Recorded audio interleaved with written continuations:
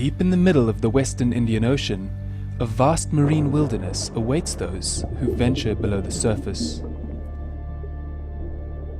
These waters touch the shorelines of eastern and southern Africa and its islands. Two large oceanic currents interact here, the Agulhas and Somali currents, influencing the region's climate and biological processes, keeping everything balanced. Over millions of years, intricate food chains evolved, almost magical in their complexity. Closer to the shores, coral reefs emerge from the blue. The coral reefs of the Western Indian Ocean are among the most diverse habitats in the world. 350 species of coral alone, with unparalleled productivity, variety, color, and specialized niche adaptations. The Western Indian Ocean is also home to a large human population. About 58 million people rely directly for their needs, and often their very survival, on the ocean. It is estimated that the value of goods and services provided by the coastal and marine environment in countries such as South Africa amounts to approximately 35% of the gross domestic product. For small island states like Mauritius, Comores, and the Seychelles, this proportion is even higher.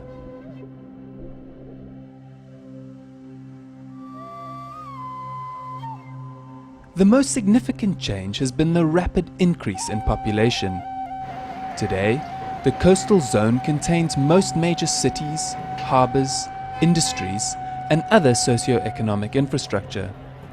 More people quite simply means higher pollution loads from domestic and industrial sources. This development has gone hand in hand with large-scale habitat degradation and deforestation to make place for the new settlements and provide firewood and building materials.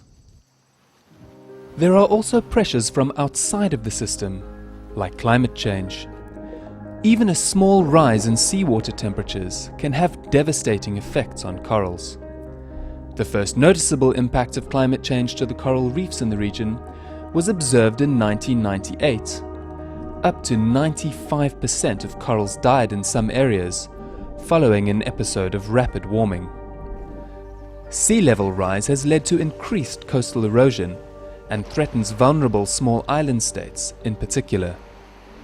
Recognizing that the impacts of pollution and habitat degradation do not confine themselves to national boundaries, the 10 governments of the region joined forces to address key challenges of managing the coastal and marine environment. Their common agreement, known as the Nairobi Convention, now governs action for the protection, management, and development of the marine and coastal environment of the Eastern and Southern African region. Addressing the challenge of marine resources, marine ecology, and indeed the sustainable use of the marine realm has increasingly become the focus of international assessments, of scientific studies, and increasingly also of initiatives by individual countries, but more importantly by groups of nations and indeed the international community. UNEP, as the Secretariat of the Nairobi Convention, has actively supported the efforts of governments in Eastern and Southern Africa to develop better and more sustainable approaches for management of their common ecosystems.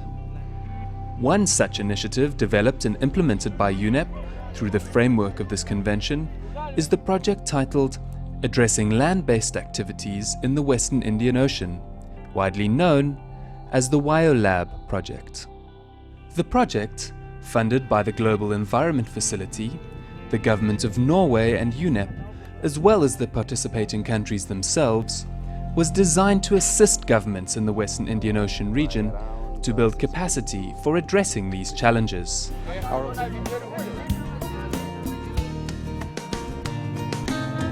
WIOLAB's aim is not only to bring increased awareness of the need to address land-based sources of pollution and habitat degradation, but also provide practical examples of how this can be done.